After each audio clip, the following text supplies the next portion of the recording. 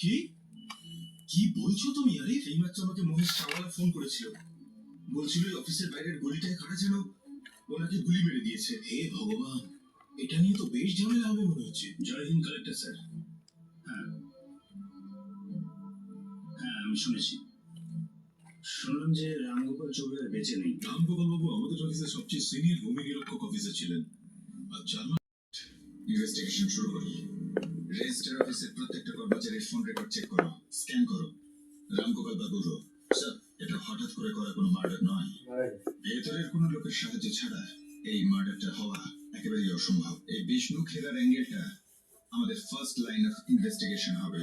Of course ভবিষ্যতে নিশ্চয়ই আরো অ্যাঙ্গেল পাবো, কিন্তু একটা ব্যাপার তো পরিষ্কার, যে কেসটার সঙ্গে কারাপশন জড়িয়ে রয়েছে। ভিকটিম একজন অনেস্ট মানুষ, যিনি এরকম একটা ডিপার্টমেন্টে ইম্পর্টেন্ট পোস্টে ছিলেন যেখানে কারাপশনের চান্স খুব হাই হয়। কিন্তু রামগোপাল চৌবে 4 মাস পরে রিটায়ার করতে চলেছিলেন। সৎ ব্যক্তি যিনি 4 মাস পরে সরে যেতে চলেছিলেন, তাকে কেন রাস্তা থেকে সরিয়ে দেওয়া হলো? ব্যাপারটা হজম হচ্ছে না। এই বিষয়টা আমাদের মনে হয়েছিল, ইনভেস্টিগেশন করতে করতে এটা ফিলও করেছিলাম।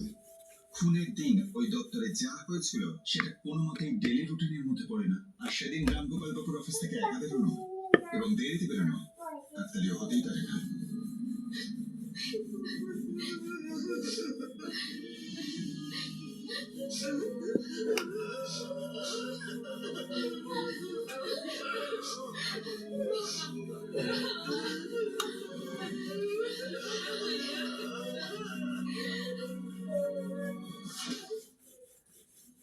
বেগুসরায় সব লোকের মতো আমারও চিন্তা হচ্ছে খুব।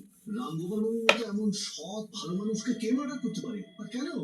আমি রামগোপাল বাবুকে খুব শ্রদ্ধা করতাম, খুব সম্মান করতাম। এই সমস্ত সম্মান, এই সমস্ত শ্রদ্ধা তোমার কোনো কাজে তো আসলো না। পূর্বপুরুষের জন্য